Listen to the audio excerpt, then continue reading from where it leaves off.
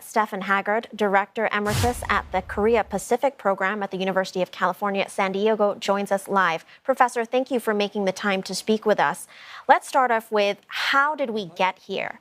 Why did President Yoon declare martial law in the first place? Well, I think there are two ways to approach that question. One is to just look at what he said in the speech announcing his intention to do so. And it's interesting that the first thing he listed was a set of impeachments or challenges to appointments he wanted to make, including in the prosecutor's office and the judiciary. So South Korea is now in a situation that presidential systems sometimes face of divided government, where the president is of one party and the opposition controls the National Assembly. And that just makes it inherently difficult to govern. President Yoon has been at loggerheads with the opposition Democratic Party and even accused them of being pro-North Korean forces. What did he mean by that? Well, just like any democratic political system, there's a wide spectrum of views, and there is a very small far left in Korea that is sometimes interpreted as being sympathetic to North Korea because of its pro-engagement stances. I don't think it's really a threat, but this polarization within the country has led to the use of terms like anti-state forces for the opposition, which I personally don't think is very helpful, but has also heightened the tensions between the two main competing political parties. You mentioned this polarization. What are the opposition's concerns about President Yoon? Well, frankly, part of the concerns were exactly a prediction that what's happened would happen. The center-left opposition has been fearful that the president would arrogate powers to himself, that he would appoint prosecutors who would go after leading opposition politicians, that he would play and tinker with the media and so on. And some of those charges, I think, were considered excessive or exaggerated. But now with this declaration of martial law, it's really come home to roost that those predictions were not far off the mark. Can we expect him to stay in power much longer? Are there any safeguards in place to prevent these abuse of power that he's allegedly committed? Well, there is one constraint on him trying to issue martial law again, and that's one thing that's making the rounds in Seoul, is this idea that this was the first declaration of martial law and there'll be a second. But it would likely be met with massive mobilization in the city of Seoul and demonstrations that would just be impossible for the government to put down. So I think there are one of two choices for the political system going forward. One is that President Yoon resigns himself. He's tried to sacrifice part of his inner circle, or that the impeachment process unfolds led by the National Assembly.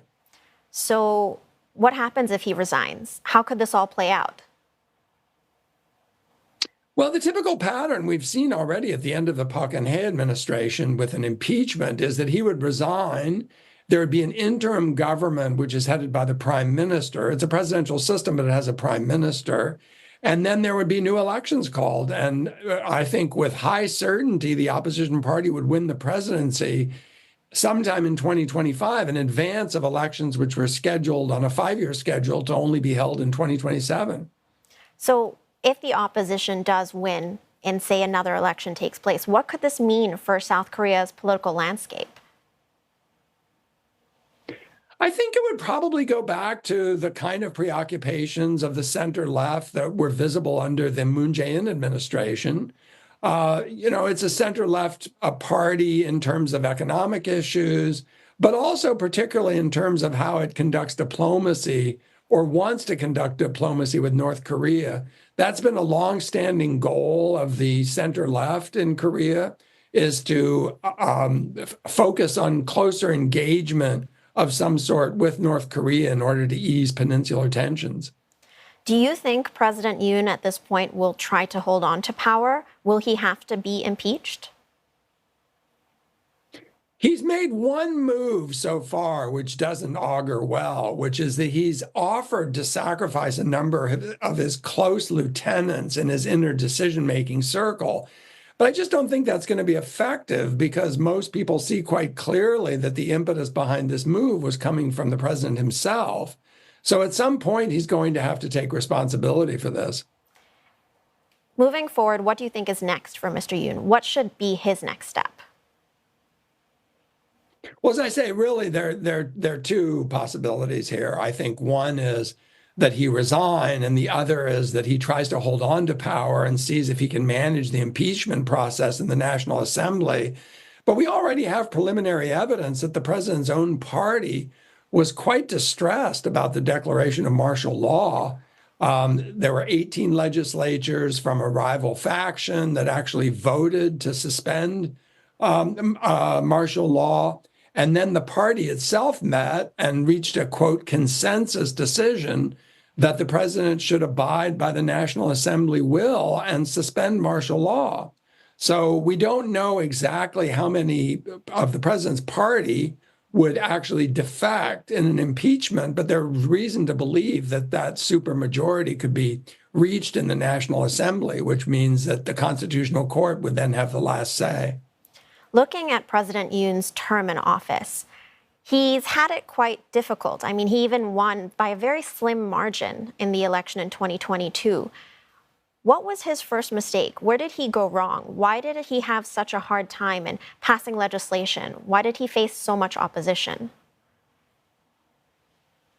Well, there's some resistance, as there is in the United States. There's just this political polarization. You know, it was a very, very close election and probably one of the most polarized in Korean history.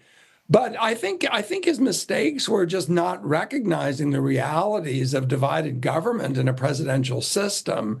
It's just difficult. We know that from the United States and other presidential systems, that if the president's of one party and the legislatures of another, it's a tough bargaining process to get things done.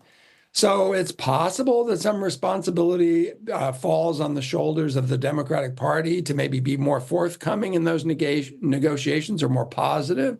But I think that the basic storyline here is that President Yoon has just mismanaged his relationship with the legislature.